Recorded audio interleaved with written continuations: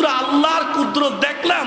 তাবলিগ জামাতে গেছি, বিশ্ব ইজতেমায়, লাখ লাখ মানুষ, হাজার হাজার মানুষ, এর ভিতরে দিব্য আমি বিড়ি ধরাচ্ছি আর খাচ্ছি, বিড়ি ধরাচ্ছি আর খাচ্ছি, একটা লোক আমার দিক তাকাইলো না, দেখলো না, নিষিদ্ধ করলো না। আল্লাহর কি কুদরত কেউ দেখতে পায়নি।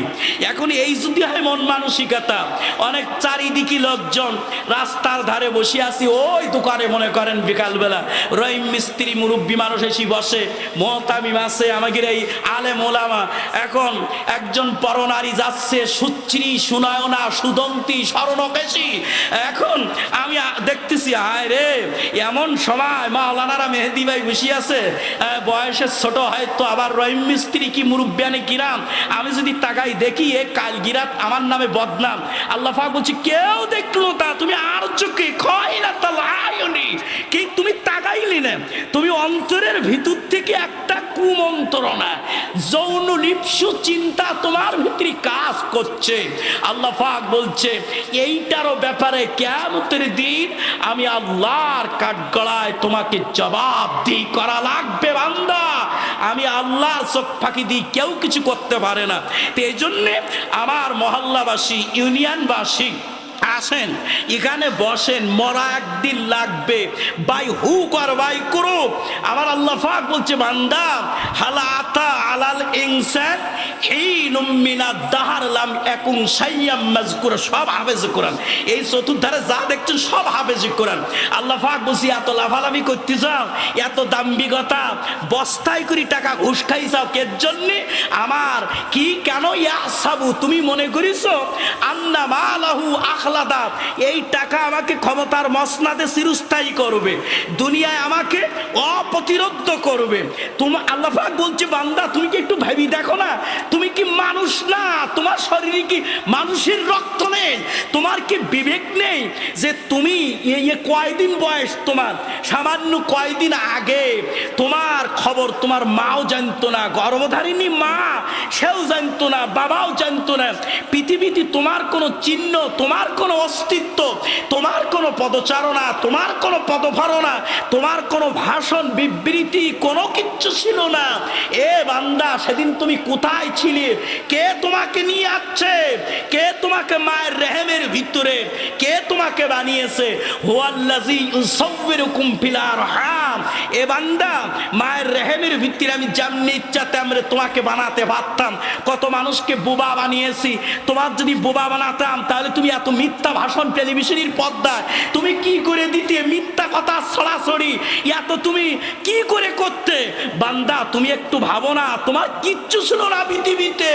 আমি আল্লাহ তাআলা ফাহইয়াকুম, তোমাকে আমি বানিয়েছি নিরস্তিত্ব, নিচ্ছিন্ন, নির্জীব জগৎ থেকে। বসেন বাবাজিরা, ভাইরা বসেন। প্রধান মেহমান খুব দ্রুত আমরা মঞ্চে দেবো ইনশাআল্লাহ। আপনারা বসে যান, গোলামের মতো বসে যান।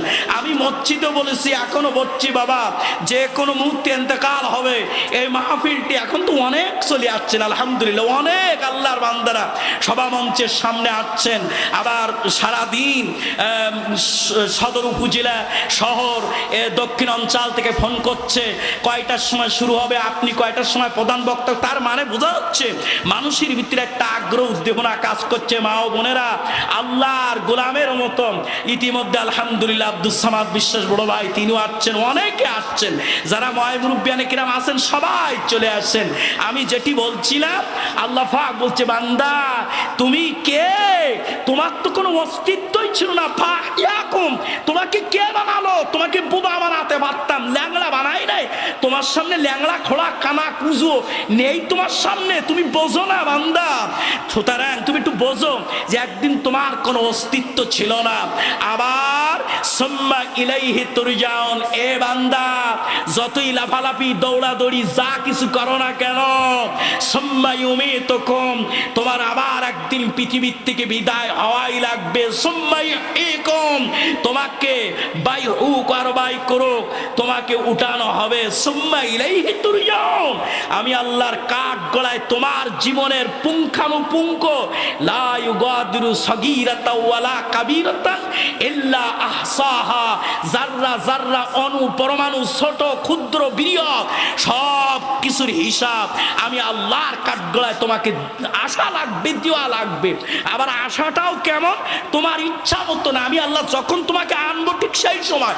ইজা যা আজালুহুম লা ইস্তাখিরুনা সাআতা ওয়া লা ইস্তাকদিমুন।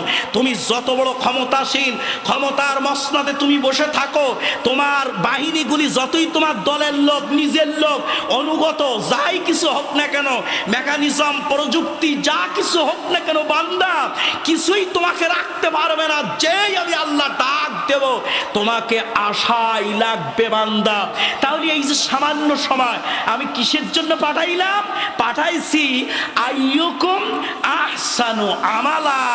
তুমি বান্দা কত সুন্দর উৎকৃষ্ট আমল, আমি আল্লাহর সন্তুষ্টিমূলক, আমি আল্লাহর মনঃপুত আমল করে দুনিয়ায় তুমি আমি আল্লাহরে দেখাতে পারো, আমল করে আমি আল্লাহর কাছে আসতে পারো। এইটুকু দেখার জন্যে এই জন্ম থেকে মৃত্যু সামান্য সময়টুকু তোমাকে পাঠিয়েছি বান্দা। বেশি লম্পজম্প দেখেইও না, বেশি বুঝদার সেজন্য, আমাদের তো বিবেক নেই। এখন আইয়ুকুম আহসানু আমালা, কিভাবে আমরা করলে এই কাজটি হবে? সেটি হচ্ছে আল্লাহ পাক বলতে চাইলো, বান্দা দুনিয়ায় তোমরা যখন একটা মোবাইল কেনো, মোবাইলের সাথে একটা ছোট্ট বই থাকে, ওর ভিতরে নিয়ম নীতি লেখা থাকে।